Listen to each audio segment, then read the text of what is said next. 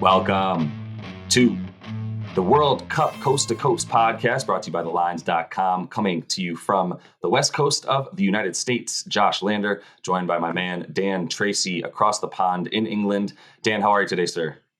I'm very well, thank you. Ready to chat a bit more World Cup, but I hope you are as well. Yes, of course. Group D is on the docket for us today.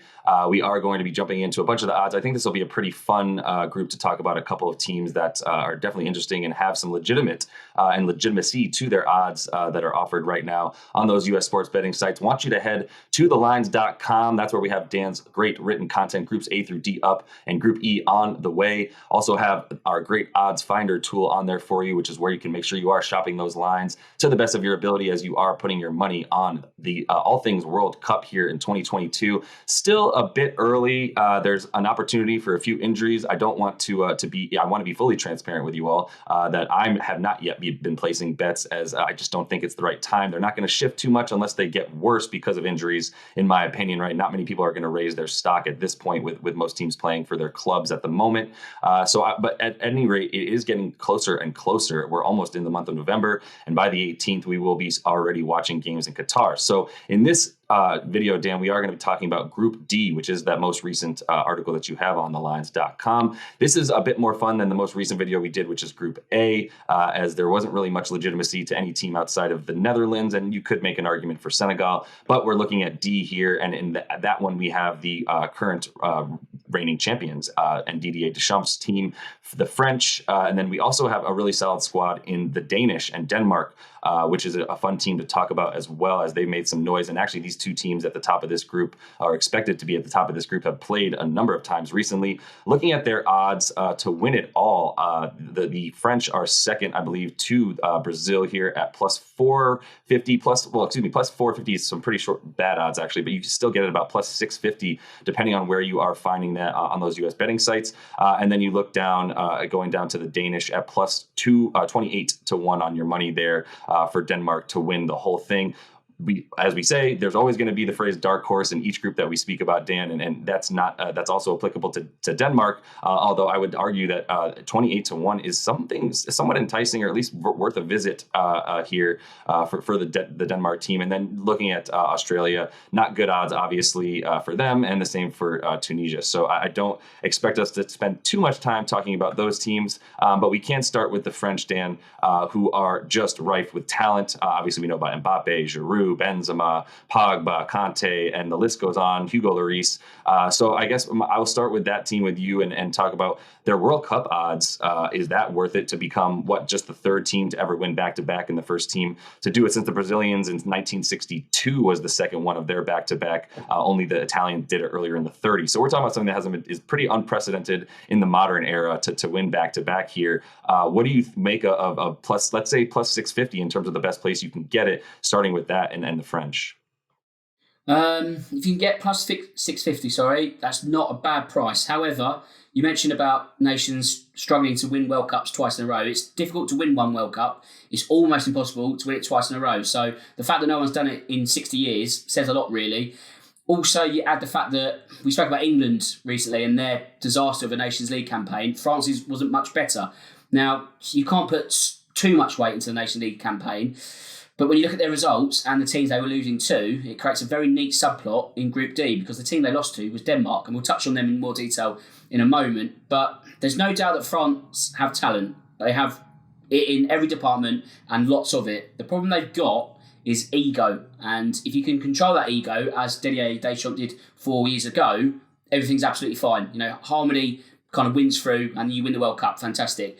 When results go against you, as they have just a few months ago and even a few weeks ago, this is when the cogs start to stop sort of turning, and then you get the whispers of a lack of harmony, the ego start to fall out of each other. You've got Didier Deschamps, who's been in the French post for quite a long time by international standards. You don't really have multiple cycles. You get the feeling that perhaps Deschamps has hit the end of the road. There's been talk of Zinedine Zidane taking the French job. He's kind of been in waiting. So part of me thinks if this is the end of the cycle, are France just going to kind of blow up in a puff of smoke and not deliver? And I think that's the fear. So if you can get 650, go for it. If you can only get 450, I'd probably approach with caution. It has all of it, just reeks of 2002 with this French national Yeah, team, is it's what I hear you exactly that. saying, Yeah. right? Because leading up to 98 and the talent that they had on that team was beyond ridiculous. When you have a peak Henri who's really coming into his own, Trezeguet, Zidane, the list goes on and on and on and on. They win that World Cup because they're able to stifle any sort of ego, and perhaps because they were still so young, and they had a few really aging veterans as well who could really control the team a bit more. Perhaps that was the reason in '98 they didn't have that ego, but that was just what was their downfall in 2002. We've seen it be their downfall again, I believe, in 2014. So there's been plenty of times for them that they've just struggled, and as you say, it's strictly because of that ego. But man, they are loaded with talent, and they now sort of have the confidence, if that's not something going to their head, to really pull this off. They are in a group with the Danish, and Denmark has now had some success against France. They did draw them in 2018, but then they played in that Nations League, which is what you're referencing for a lot of the when you say that the French struggled as mightily as they have leading into this World Cup. So I guess that's really going to be the match. Perhaps, obviously, I keep referencing that Germany and Spain group because that's going to be a very, very fun matchup in the first group stage. But we've also got this France and Denmark match, which might be the second best match of the first round of games here in the group stages. So look, like I said, they recently picked up victories against the French in a 2-1 and 2-0 fashion in the Nations League. Christian Eriksen is a story here as look, he's the best player on their team, and he was last World Cup, and we really sort of glossed over the fact that, and rightly so, because we were all worried about his health as he really dropped in a very scary fashion in that World Cup, as we remember. But the fact that they were really, really, really good sort of got glossed over in that World Cup, and they're coming back potentially even stronger this World Cup. So what do you make of them? Obviously 28-1 is their odds right now for the whole thing, but plus 300 to win this group against the French. What do you make of that?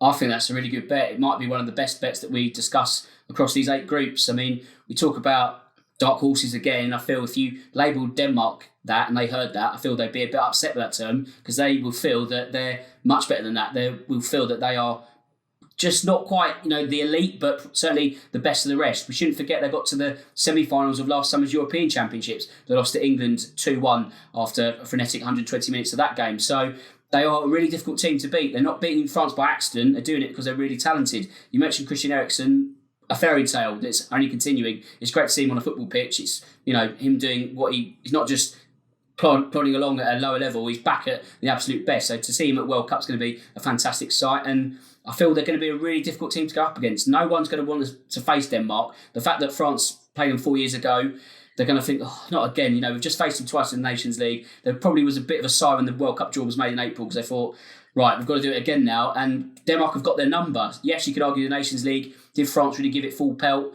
Denmark certainly did, and now they know how to beat them. I wouldn't put it past them doing it again. Exactly. And once you watch yourself do it twice, I think you would probably feel pretty good about the chances there again. So I'm sure they were pretty happy to see the French as the sort of powerhouse that they got selected to play with in the group stages. So I guess I would just ask the Socceroos, anything worth talking about here with them? I don't really think we need to get too far into Tunisia.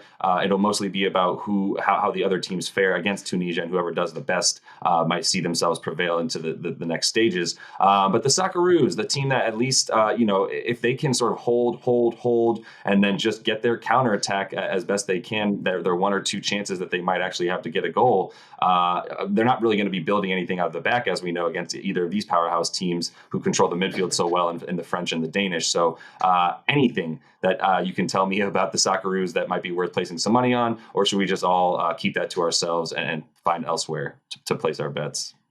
I mean, Australia, again, they're welcome additions at the World Cup. This is their 5th successive finals appearance. So they're obviously able to get onto the biggest stage, but when they get there, they never quite get far enough for their own talents, really. You look at the golden generation of 16 years ago, the likes of Harry Kewell, Mark Viduka, Lucas Neal. That was a real great crop of talent. Tim Cahill, 2014, that amazing goal. They've never quite replaced him. I know they've got Aaron Moyes now at Celtic, but what they lack in real, I guess, skill and flair, they kind of have in ruggedness, and they'll give you an honest shift. There's no doubt about that. But they finished bottom of their group with France, Denmark and Peru in their group 4 years ago. I don't think they're going to finish bottom this time, because Tunisia are probably going to be the wooden spoon team. So that's going to be a grab for the 3 points going to be between Australia and Tunisia. But when you look at the odds, I think even the most ardent Socceroos fan might be thinking, do you know what, my money's probably better either in my pocket or going elsewhere. Or drinking while this World Cup Or is drinking, happening. yes, that's it. Probably better spent at the pub, gents. So I would agree. But that is all the time we have in this one, Dan. A fun group to talk about, no doubt, but I know we have a bit more coming. We are going to get into Group E after you get that great article up onto thelines.com. And I cannot wait to talk about the likes of Spain, Germany, Japan, and Costa Rica all in the same group. It's going to be a fun time. So do make sure you like and subscribe to this page. Continue to follow along with us. We're going to keep bringing you each of these group stages. And I believe as we get closer to the World Cup, we'll start looking at some of these games and game lines and all the fun that comes with betting on football, as they call it, where Dan is from. So until we see you next time, happy betting.